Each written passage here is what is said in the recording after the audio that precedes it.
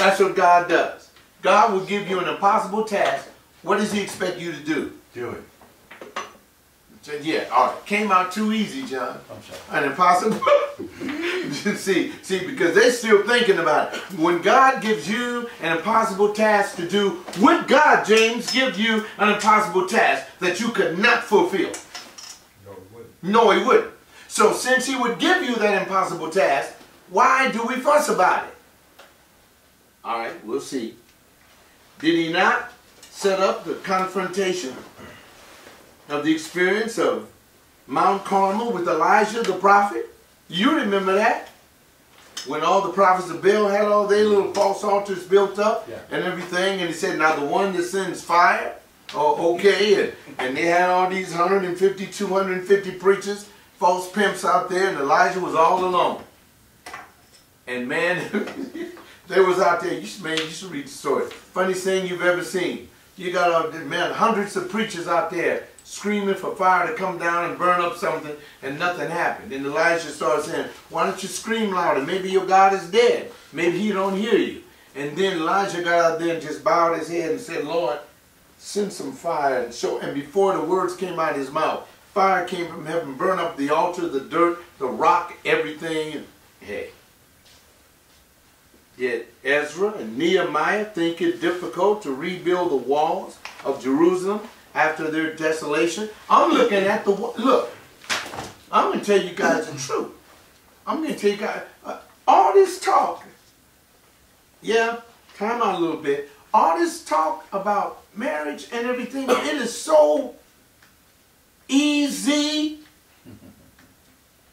to me now. As an old dude, John, I'm glad I'm preaching because see, nobody can talk back to me while I'm preaching. I love you, John. See, as an old dude, as an older dude, man, you better listen to me, man, because when it comes to falling in love, man, listen. Discovery. But let's keep moving. I'll come back to that later. What of us today, when God calls us to fulfill certain tasks? How do we respond? When God calls us to fulfill a task like education, marriage, commitment to the family, all those kinds of things. What about the impossible task? I don't want God to give me somebody that I know I would hate to look at every morning. Because that's an impossible task. I would get in my car and drive as far as I could from the east to the west to get away from that. Because I don't think that God is going to call you to fulfill a task that he knows in your heart you cannot fulfill. Have we submitted to the dictum which states that's impossible? And that's what I want you to do as you follow along. Now, what are the particulars confronting God and the prophet and God's people? Because these are the three entities involved here. God and the prophet Ezekiel and God's people. Now, you have to look at the particulars involved in your life today. God and you and the environment in which you live. God is given the same kind of confrontational principles here, and he wants us to fulfill these tasks as we rightly confide in God. Let's go down to point number one. We see that in any generation, God is concerned about his own. If you look at chapter 2 all the way through chapter 3 up to verses 10, you know what, I like chapter 3 verse 10. I'll just read that last verse. Moreover, he said to me, Son of man, take into your heart all my words that I have spoken to you, and listen closely. See, we don't do that, Christians. We don't. Do you know what we do? It was like I was reading that article. I love you guys because you prove my point. I'm reading an article, and all I wanted you to do, and you saw me, Ricardo, I was saying, listen to what I'm saying. Listen to what the man is saying. And we started to we didn't hear the whole thought. We were responding to, God is saying, listen to what I'm saying to you. Don't look at me. Don't look at the preacher. He's not the example. The only thing that the preacher is supposed to do, when you guys come here, this is time out time in your life. You're supposed to say, time out. What is God saying to me right now? What is it that I need to hear?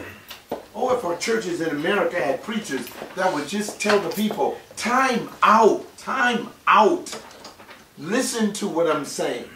Now, there was not a time that God does not know what the particular problems are within a community. In that community, God always has his spokesman to respond to that situation.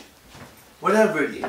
Whether it be financial crisis, whether it be a health situation, whether it be a marital situation, a dating situation, whatever it is, God is going to speak to that issue in that community. You know what we do? What we do is we find the scripture, thou shalt and thou shalt not. You better listen. I think we all know that. I think as a mature Christian 3 weeks old, you know what you ought and ought not do. I know by now. That's not a problem. The problem is when God is saying, listen closely, and we're not listening closely. So those of you that just came in, we're in Ezekiel chapter 2, and we're analyzing Ezekiel's call by God as he is trying to fulfill an impossible task. When you look at chapter 2, verse 3b, for he says in the second part of that verse, he says, I'm sending you to Israel, a rebellious people who have rebelled against me. They and their fathers have transgressed against me to this very day. Now let's take a look at this. When it talks about rebellious, okay, and in verse 2c, we see their present ill feelings. That people had ill feelings towards God. I know that we have ill feelings towards God. But you know where we can get rid of these ill feelings? When you listen to God. Don't listen to me. I'm footloose and fancy free. I don't have to live the way that you're living. And I'm not talking about sin. I'm talking about I'm footloose and fancy free. You are footloose and fancy free if you follow after Christ. Make some room for Dr. Klink. He's coming in with the camera.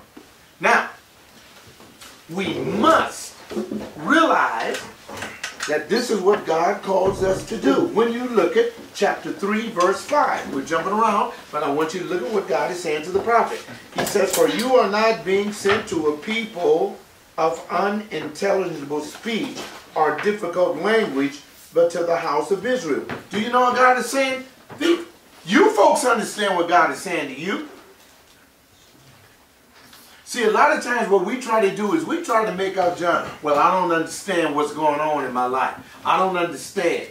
You and Samir getting along and everything. Sometimes God help you when it ain't getting along good. You can say, I don't know why I married you. Stop it. God is saying in this verse, you not dumb. You know why you married that person. You need to own up to it. When the difficulty comes, you know what we do? We always looking for a way out. No, I ain't getting in it if I'm looking for a way out. Why would I get in something that I'm looking for a way out? I'd never get in it. That's what I mean by research it. God is saying in that verse again, listen to what I'm saying to you. We have to begin to listen to God in this sense. And I love what he says in chapter 3, verse 5. I'll read it again. For you are not sent to a people of unintelligible speech and difficult language. He says they understand exactly what I'm saying. That's like James, you remember at the vet, man. I was toiling with them people. I should have told them one time and got up and quit. I was speaking to bright people, but they were rebellious people. That's why when your lives are going haywire, do you know what God is saying to you?